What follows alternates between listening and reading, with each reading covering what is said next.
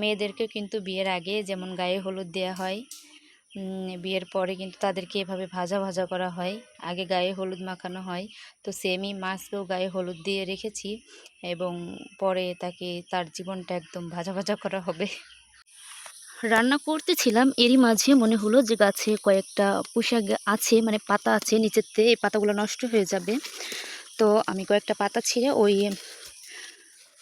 রান্নার মধ্যে দিয়ে দিব, ঝোল তরকারির মধ্যে। এই পাতাগুলো না নষ্ট হয়ে যাবে, আর কোনোভাবেই খাওয়া হবে না।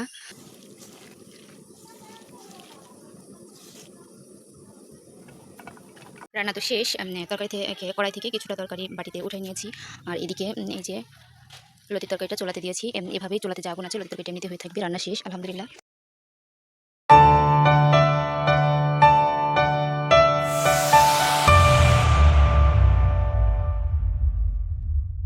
আসসালামু আলাইকুম, আমি নাজমিন আরা, আপনারা দেখছেন নাজমিন আরা ব্লগ। নাজমিন আরা ব্লগের পক্ষ থেকে আপনাদের সবাইকে জানাই স্বাগতম। কাছে এবং দূরে, দেশ এবং দেশের বাহিরে আমার যে সকল প্রিয় আপু ভাইয়ারা, আন্টিরা, মাসিমণিরা, দিদিমণিরা আমার ভিডিওটা দেখছেন, আশা করছি আল্লাহর অশেষ রহমতে আপনারা সকলেই ভালো আছেন। আমিও আলহামদুলিল্লাহ আপনাদের সকলের দোয়ায় বেশ ভালো আছি। মাছ দিয়ে, ধুন্দুল দিয়ে আর আলু দিয়ে ঝোল করব। ঝোলের জন্য মশলা যেটা কাটার সেটা কেটে নিয়েছি, যেটা বাটা সেটা বেটে নিয়েছি।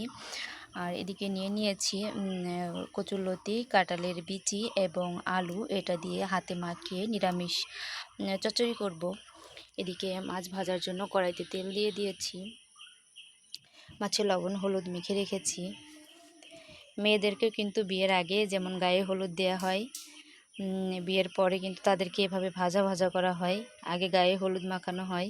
তো সেমই মাছকেও গায়ে হলুদ দিয়ে রেখেছি এবং পরে তার জীবনটা একদম ভাজা ভাজা করা হবে।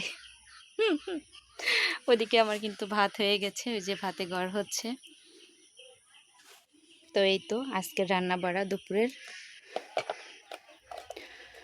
সব কিছু কেটে গুছিয়ে নিলে কি হয়, রান্নাটা অনেক সহজ হয়ে যায়। আমি ভাত চুলাতে দিয়ে সব কিছু একদম কেটে বেটে পরিষ্কার করে গুছিয়ে নিই।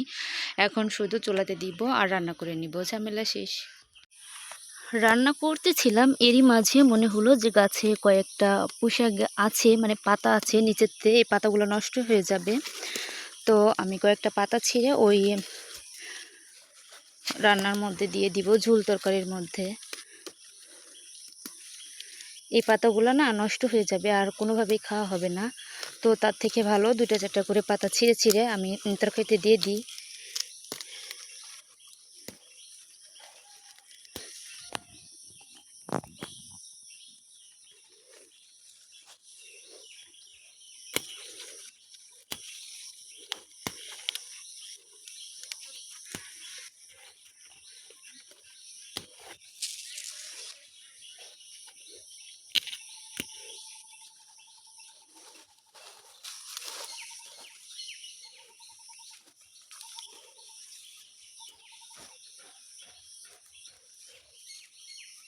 প্রচুর পরিমাণে বালু, তবে ধুইলে তো ঠিক হয়ে যাবে। একদম একদম গোড়াতে যেগুলো ছিল, এতগুলো পাতা হয়েছে, এগুলো আমি সুন্দর করে এখন পরিষ্কার করে ধুয়ে তরকারিতে দিব। এই যে মাছ ভাজা চুলাতে রেখে আমি যায় সবজিগুলা ছিঁড়ে নিয়ে এসেছি, মানে পুঁই শাকের পাতাগুলো ছিঁড়ে নিয়ে এসেছি। আমার হাতে না কোনো কিছু ফাইল না হয় না, আমি সব কিছুই কাজে লাগাই, কারণ এই পাতাগুলো চাইলে নষ্ট হয়ে যায়, তো ছিঁড়তে দিত না। তবে 4-5টা পাতা আমি নিচে থেকে 3টা গাছের থেকে তুলছি, মিনিমাম 10টা পাতা হয়েছে। আর এই 10টা পাতা দিয়ে কিন্তু এই যে ধুন্দুল, আলু আর পুঁই শাক দিয়ে সুন্দর ঝোল হয়ে যাবে। আর এদিকে তো আমি কচুরলতি, আলু, তারপরে কাঁঠালের দানা, এগুলো তো নিয়েছি, এই যে সব মশলাই রেখেছি। তো এই পুঁই শাকগুলো দিয়ে খুব সুন্দরভাবে কিন্তু আজকে আমার রান্না হয়ে যাবে, মাত্র কয়েকটা পাতা দিয়ে। বুদ্ধি খাটিয়ে কাজ করলে না সব কিছুই দিয়েই করা যায়, শুধু একটু টেকনিক আর বুদ্ধির প্রয়োজন। মশলাটা সুন্দর করে কষিয়ে নিয়েছি।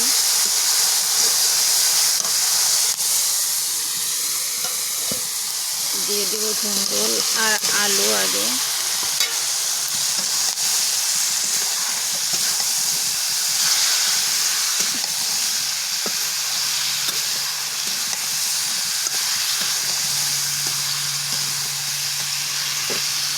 মশলাটা এপাশ ওপাশ করে ভালোভাবে দিয়ে এর মধ্যেই দিয়ে দেব পুঁই শাকগুলা, যাতে ধুন্দুল আর পুঁই শাকের পানিতে একদম আলুটা সিদ্ধ হয়ে যায়।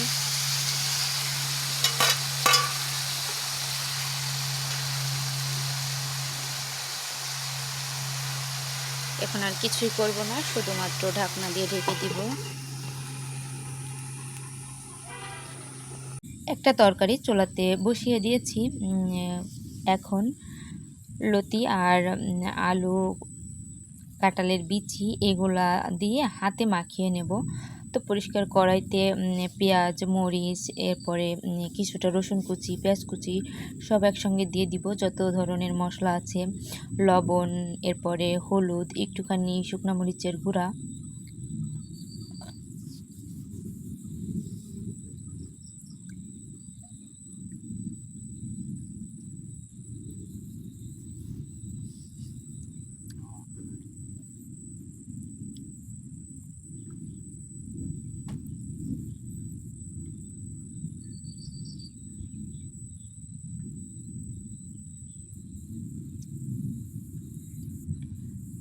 শুকনো মরিচের গুঁড়া দিয়ে এরপরে দিয়ে দিব সামান্য পরিমাণে একটুখানি জিরার গুঁড়া।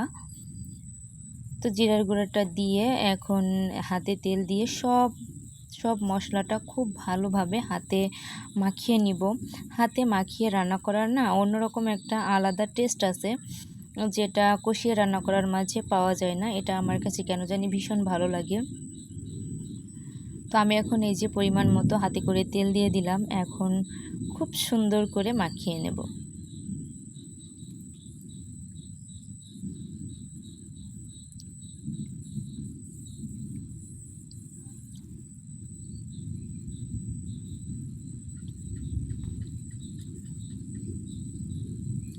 আপনারা কে কে আমার মতো এভাবে কচুর তরকারি মাখিয়ে রান্না করেন কমেন্টে জানাতে ভুলবেন না।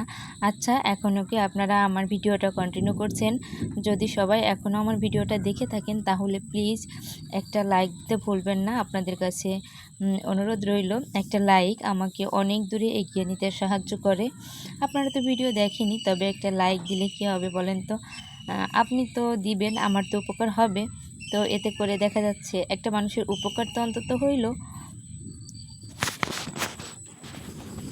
তবে আপনারা কে কোথা থেকে ভিডিওটা দেখেন আপনারা কিন্তু কমেন্টে জানাতে ভুলবেন না প্লিজ। আমার প্রিয় আপু ভাইয়ারা, আপনাদের কাছে আমি আবারও অনুরোধ করলাম, আপনারা কে কোথা থেকে আমার ভিডিওটা দেখেন প্লিজ কমেন্টের মাধ্যমে জানাবেন এবং ভিডিওতে একটা লাইক দিয়ে ভিডিওটা কন্টিনিউ করবেন।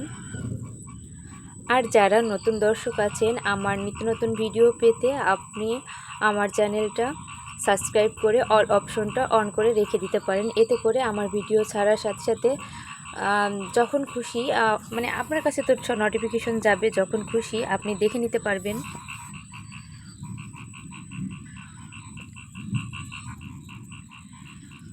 এখন লতি, আলু এবং কাঁঠালের দানা দিয়ে ভালো করে হাতের সাহায্যে মাখিয়ে নিয়ে পানি দিয়ে হাতটা ধুয়েও নিলাম সঙ্গে সঙ্গে।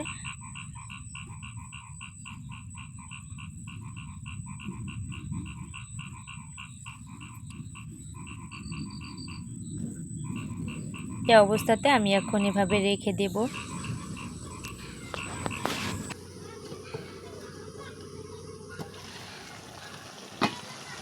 এই তো বলছিলাম যে ধুন্দুলের পানি আর হচ্ছে পুঁই শাকের যে পানি ওটা দিয়ে কিন্তু একদম আলুটা সিদ্ধ হয়ে যাবে।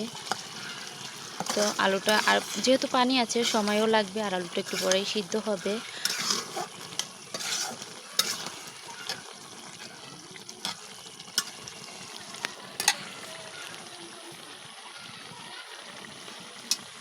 আরও কিছুক্ষণ একটু ঢেকে দিব।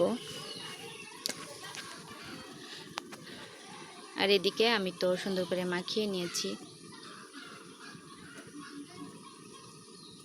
এদিকে আমি পাতিল থেকে ভাত কিছুটা তুলে নিয়েছি দুপুরে খাওয়ার জন্য। ওদিকে তো লতির তরকারিটা মাখিয়ে নিয়েছি।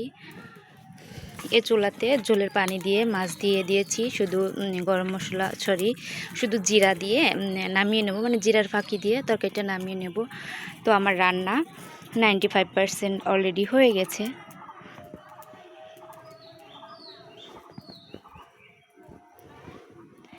এখন বাকি শুধু ভাতটা ঘরে নিব, ওই তরকারিটা কড়াই ধরে রেখে দিব এবং এই চচ্চড়িটা করব। এটা করলে আমার রান্না একদম 100% কমপ্লিট। রান্না তো শেষ। তরকারি থেকে কড়াই থেকে কিছুটা তরকারি বাটিতে উঠাই নিয়েছি। আর এদিকে এই যে লতির তরকারিটা চুলাতে দিয়েছি। এভাবেই চুলাতে যে আগুন আছে লতির তরকারিটা এমনিতে হয়ে থাকবে। রান্না শেষ আলহামদুলিল্লাহ। তো সবাই ভালো থাকবেন, সুস্থ থাকবেন। আল্লাহ হাফেজ।